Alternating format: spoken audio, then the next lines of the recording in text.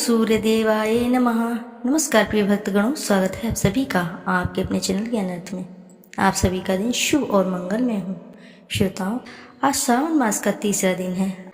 आज श्रावण मास में रविवार है। रविवार भगवान सूर्य देव को समर्पित होता है। आज के दिन भगवान सूर्य नारायण की पूजा अर्चना की जाती है। जो भी साधक आज के दिन सच्ची श्रद्धा के साथ भगवान सूर्य नारायण को एक लोटा जल भी अर्पित कर देते हैं, उनके भाग्य का उदय हो जाता है और सभी फूटी किस्मत चमकने लगती है।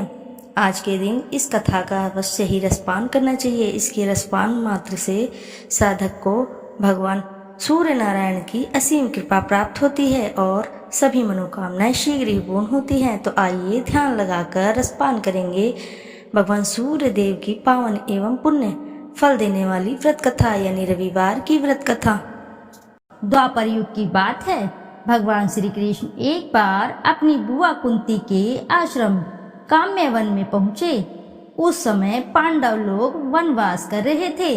भगवान श्री कृष्ण ने कहा, बुआ जी, मैं तुम्हें वनवासी वेश में देखकर दुखी हो जाता हूँ।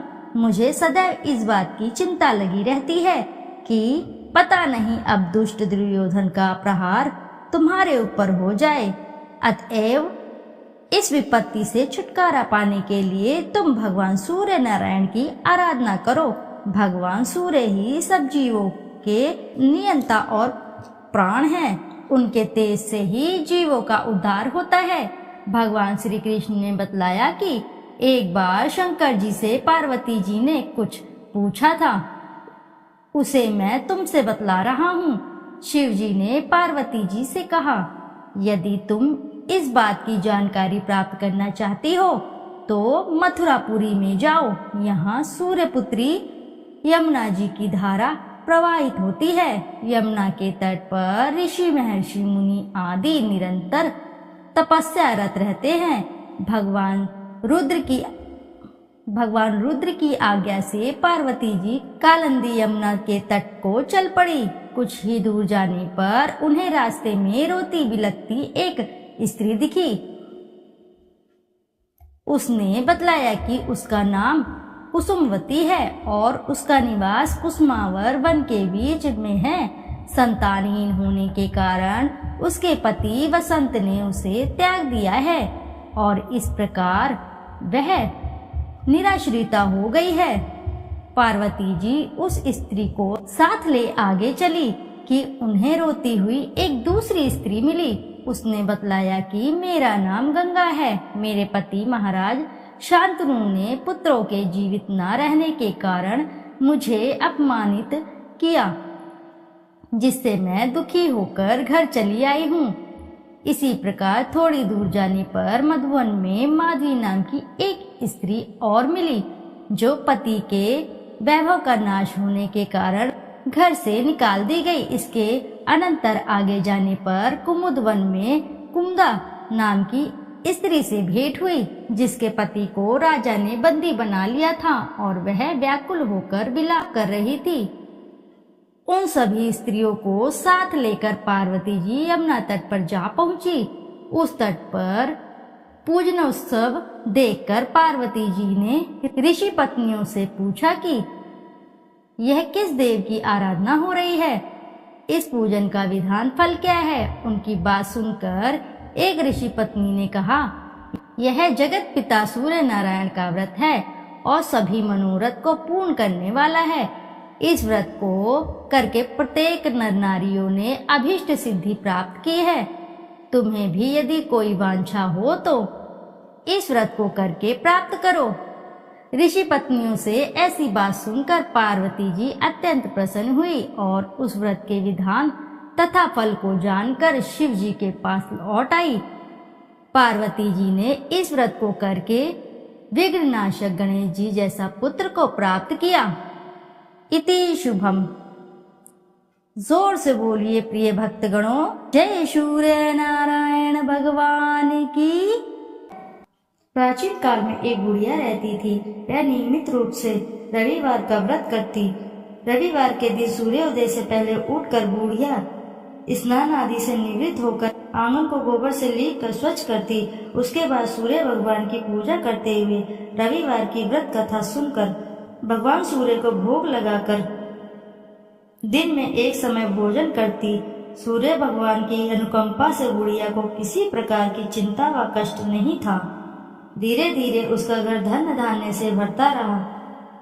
उस बुढ़िया को सुखी देखते हुए उसकी पड़ोसन उससे बुरी तरह जलने लगी। बुढ़िया ने कोई गाय नहीं पाल रखी थी, अतः वह अपनी पड़ोसन के आंगन में बंधी गाय का गोबर लेकर आती। पड़ोसन ने कुछ सोचकर अपनी गाय को घर के भीतर बांध दिया। रविवार को गोबर न मिलने से बुढ़िया अपना आंगन नहीं लीप सकी। आंगन न लीप पाने के कारण उस बुढ़िया ने सूर्य भगवान को भोग नहीं लगाया और उस दिन उसने स्वयं भी भोजन नहीं किया। सूर्यास्त होने पर बुढ़िया भूखी प्यासी सो गई।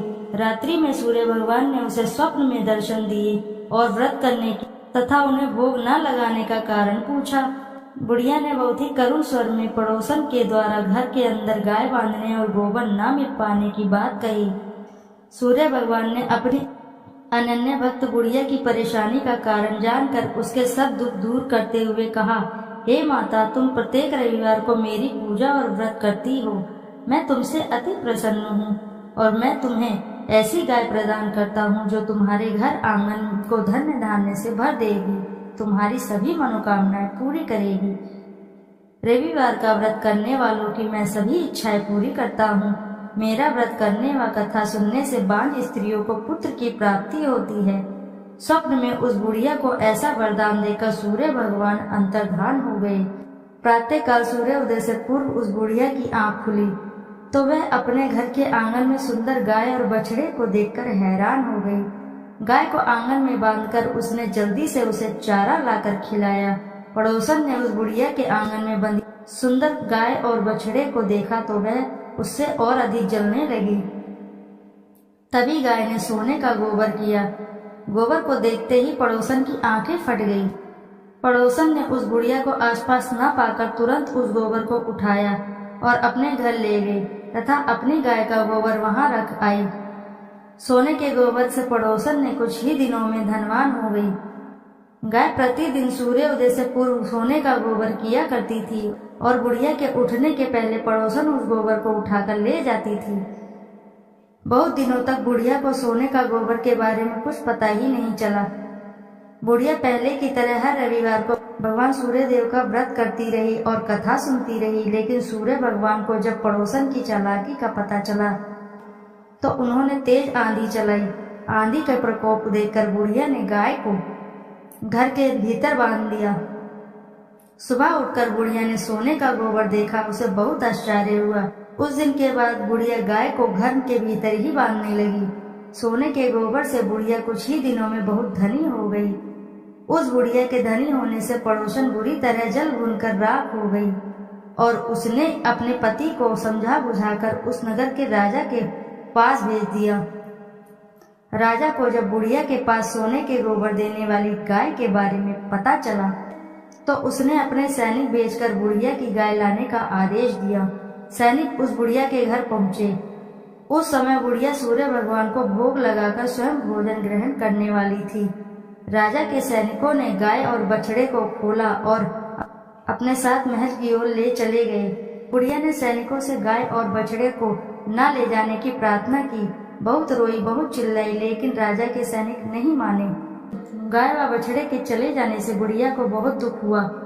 उस दिन उसने कुछ भी नहीं खाया और सारी रात सूर्य भगवान से गाय व बछड़े का लौटाने के लिए प्रार्थना करती रही। सुंदर गाय को देखकर राजा बहुत खुश हुआ। सुबह जब उस राजा ने सोने का गोबर देखा तो उसे आश्चर्य का ठिकाना न रहा। उधर सूर्य भगवान को उस भूखी प्यासी बुढ़िया को इस तरह प्रार्थना करते देख उस पर बहुत करुणा आई। उसी रात सूर्य भगवान ने राजा को स्वप्न में कहा, राजन, बुढ़िया की गाय व बछड़ा तुरंत लौटा दो, नहीं तो तुम पर विपत्तियों का पहाड़ टूट पड़ेगा, तुम्हारा महल नष्ट हो जाएगा। सूर्य भगवान के स्वप्न से बुरी तरह भयभीत राजा ने उठते ही गाय और बछड़े को तुरंत लौटा दिया। राजा ने बहुत सा धन देकर बुढ़िया से अपनी गलती की क्षमा मांगी। राजा ने पड़ोसन और उसके पति को उनकी इस दुष्टता के लिए दंड भी दिया। फिर राजा ने पूरे राज्य में घोषणा कराई कि सभी स्त्री पुरुष रविवार का व्रत किया करें। रविवार का व्रत करने से सभी लोगों के घर धन्य धान्य से भर गए, चारों ओर खुशहाली छा गई, सभी लोगों के शारीरिक कष्ट दूर हो गए। राज्य में सभी स्त्री पुरुष सुखी रहने लगे और सुखी जीवन यापन करने लगे। बोले सूर्य देव की जय। आइए अब करते हैं सूर्य चालीसा। दोहा। संत शरण पदम कंजयुत महीधारी, शीश नवाय सूरज चालीसा लिखो, मोकम हो सहाय। जयति जयति सूर्य भवाना, तब महिमा श्रुति वेद बखाना। सब सुख खानी भक्ति तब स्वामी, प्रणतारती उर अंतरयामी। अद्भुत ज्योति कला छवि भारी, तीन लोक से शोभा न्यारी। युग सहस्त्र योजन परवासा, अतुल तेज बल अतुल प्रकाशा। कुंडल ललित हार गल राजे, शोभा निरकी मदन मन लाजे। श्वेत पदम अरु चक्रही धारे, सकल जीव को तुम रखवारे। उदय भय त्रिभुवन तम भागे, तजी निद्रा सब जीव ही जागे। नित्य कर्म सब लोगन करी, निज निज धर्म कर्म अनुसरहि। कहीं वेद तव द्वादश नामा, अखिल लोक सब पूरन कामा। रवि आदित्य दीनेश दिवाकर, हरत सकल श्रम जीव चराचर। उद्यम सर्वस नाम है राजे, जेहि के तन अतुलित दुति छाजे। वेगवान वाहन तव नाथा, ब्रह्मन करे नित प्रभु के साथा। अदर अमर जीते नहीं कोई, सिंधु मथे उत्पत्ति भई सोही। तब सुत कर्म महाबलवाना, समर जितेउ अगणित भटनाना। ते ही सम नहीं जग में को दानी, जासो कीर्ति सब जगत बखानी।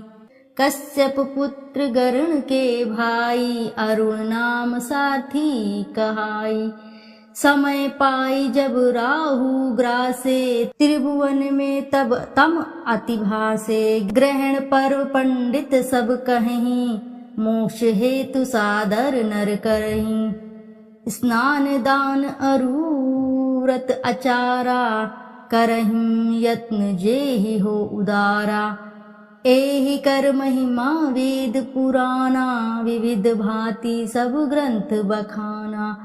उदय अस्त लो तुम्हरो राजा, करत सदा भक्तन को काजा। जो नर ध्यान तुम्हारो लावे, मन वांछित फल निश्चय पावे। धनी धनी महिमा तुमरो नाथा, नमत जीव सब धरी महिमा था। पढ़े सुने जो सूर्य चालीसा, वाको होत सकल अग खीसा। खग मृग जीव जंतु नर नागा, मेघ झरत कुसुमित वन बागा। वृक्ष लतादिक तब अधीना, जीमी जल पाई सुखी हो मीना। कुष्ठ ग्रस्त रह जो नर कोई, ध्यान धरे ताकर दुख खोई। लवण रहित व्रत रवि को करही, वाको दुख पावक माज रही। भूमि शयन प्रभु पद चित लावे, वर्ष एक एहि भांति बितावे। पाठ करे नित सूर्य पुराना, करी पूजा धरे उर ध्याना। व्रत पूरा करी होम करावे, दान देई अरुण विप्र जिमावे। हवन भस्म मर्दे सब अंगा, ताको दुख निश्चय हो भंगा। मधु अमीश रवि दिन कर पाना, रोगी सात जन्म परमाना। जन्म जन्म महा धन दुख पावे, रौख नरक अंत में आवे। तैल मास मधु नारी जो त्यागहीं, वाको दुख व्याधि सब भागहीं। पाठ करे ग्रह पीड़ा नाशे, मोक्ष ज्ञान बहुविधि उद्भासे। पूजन बंध्य करे जो कोई, पुत्रवती निश्चय सो होई। नेत्रहीन जो प्रभु चित लावहीं, दिव्य दृष्टि निश्चय सो पावहीं। विद्या धन बल जो नर चहहीं, सो सब भांति सकल सुख लयहीं। जो ये चरित सूर्य को गावे, अंत समय तब धाम सिधावे। श्रद्धा भक्ति धारी ही ये पाठ करे मन लाए, सुख संपत्ति बहु भोग करी, सो तब धाम सिधाए। संत शरण को तनय हूँ, शिवदत्त मिश्र सुनाम। देवरिया मंडल बसूं, धाम मझौली ग्राम। सूर्य चालीसा रचेऊ, तुम्हारो है आधार। भाद्र मास की पूर्णिमा, करहूं कृपा दतार। प्रिय भक्तगणों, प्रेम से बोलिए जय सूर्य नारायण की। श्रोताओं, यदि आपको कथा अच्छी लगी है तो वीडियो जरूर लाइक करें, साथ ही चैनल को सब्सक्राइब करें और एक बार अपनी सच्ची श्रद्धा के साथ कमेंट बॉक्स में जरूर लिखें जय सूर्य भगवान की। फिर मिलते हैं आपसे ऐसी किसी नई कथा कहानी में। जब तक के लिए नमस्कार श्रोताओं।